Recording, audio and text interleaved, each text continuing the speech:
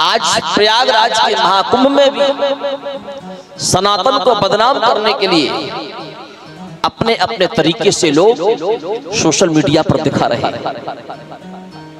जब हम अपने घर पर सत्यनारायण भगवान की कथा करते हैं ना, तो 4 मेहमानों को संभालने में हमको नानी याद आ जाती है। सत्यनारायण की कथा में जब 4 मेहमान आते हैं ना, उनको संभालने में नानी याद आ जाती है। प्रयागराज में संपूर्ण विश्व आ रहा है, विचार करिए। प्रयागराज में संपूर्ण विश्व आ रहा है, और जब पहले से ही जगह निर्धारित कर दी गई है कि भैया संगम पर आकर के आप स्नान मत करना, भीड़ बहुत ज्यादा है। अब यदि जनता ही उस कानूनी व्यवस्थाओं को तोड़ दे, पुलिस के सामने धक्का मुक्की करके भागने लग जाए, अब उसमें दोष किसका है? किसका दोष है? मैं अपनी से व्यासपीठ से कहना चाहता हूं, ज्योतिर्मठ के शंकराचार्य जी, अभी मुक्तेश्वरानंद जी कल टिप्पणी कर रहे थे कि योगी जी को इसी महाकुंभ रहते हुए इस्तीफा दे देना चाहिए मंत्री पद से। अब हम उन्हीं शंकराचार्य जी से कहना चाहते हैं कि 2012 के महाकुंभ में जिस समय अखिलेश सरकार थी और तुम्हारे ऊपर लाठियां चलाई गई थी, उस समय तुमने अखिलेश यादव का इस्तीफा क्यों नहीं मांगा? भाई योगी सरकार में आपके ऊपर लाठियां तो किसने नहीं चलाई, लेकिन आपके ही शिविर में जाकर के आप में ही लाठियां चलाई गई थी, तब तुमने अखिलेश का इस्तीफा नहीं मांगा। और योगी जी आपको इतने बुरे लग रहे हैं कि आप उनका इस्तीफा मांग रहे हो। अरे आपको योगी जी बुरे नहीं लग रहे, आपको तो वो बुरा लग रहा है जिसमें राम मंदिर की प्राण प्रतिष्ठा हुई थी, एक भी शंकराचार्य को विद्या नहीं बुलाया गया। आप अपनी वो ईर्ष्या वाली भड़क निकाल रहे हैं। एक धर्म गुरु ऐसा नहीं होना चाहिए। आप कई लोग तो शंकराचार्य जी को शुक्राचार्य बोल रहे हैं, बोलिए शंकराचार्य नहीं शुक्राचार्य, लेकिन ये धर्मपीठ है, व्यासपीठ है।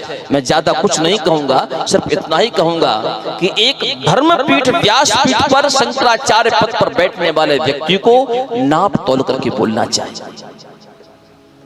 यदि आज सनातन अपना सर उठा करके जी रहा है ना, तो कहीं ना कहीं योगी और मोदी जी की वजह से जी रहा है।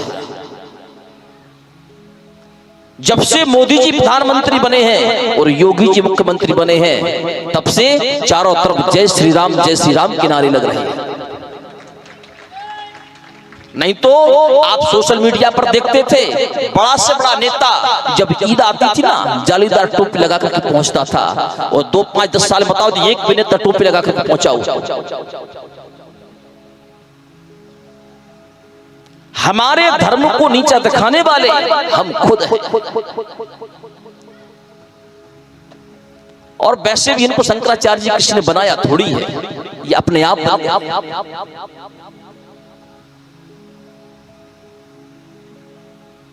इसलिए प्रयागराज के महाकुंभ में योगी सरकार का कोई दोष नहीं है, इस व्यासपीठ से हम कह रहे हैं। क्योंकि रामचरितमानस में गोस्वामी जी ने पहले से ही लिख दिया, को न काओ सुख दुख करी दाता, को न काओ सुख दुख कर दाता,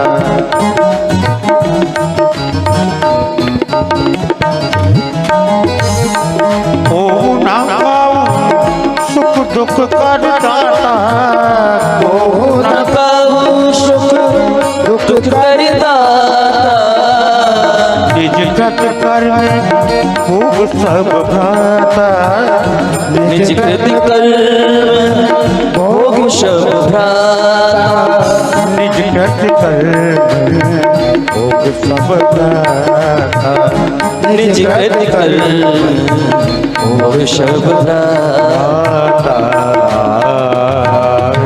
कोई किसी को सुख नहीं देता, कोई किसी को दुख नहीं देता। जीव अपने कर्मों से ही सुख प्राप्त करता है, जीव अपने ही कर्मों से दुख प्राप्त करता है। हम यदि कानून को तोड़ेंगे तो उसकी समस्याएं भी हमको ही झेलनी पड़ेंगी। कानून व्यवस्था प्रयागराज में लगी हुई है, उस सबका सम्मान करना हमारा और आपका कर्तव्य है। वहां पर किसी वीआईपी व्यवस्था के चक्कर में मत पड़िए। आप वहां पर एक श्रद्धालु बनकर गए हैं, भगवान के भक्त बनकर गए हैं, तो श्रद्धालु की तरह जाइए, भगवान के भक्त की तरह जाइए। यदि आप दिखावापन करने के लिए जाओगे तो कोई रोक नहीं पाएगा। और वैसे भी इस महाकुंभ को लोगों ने रियलता की अपेक्षा रील की तरह बना दिया था।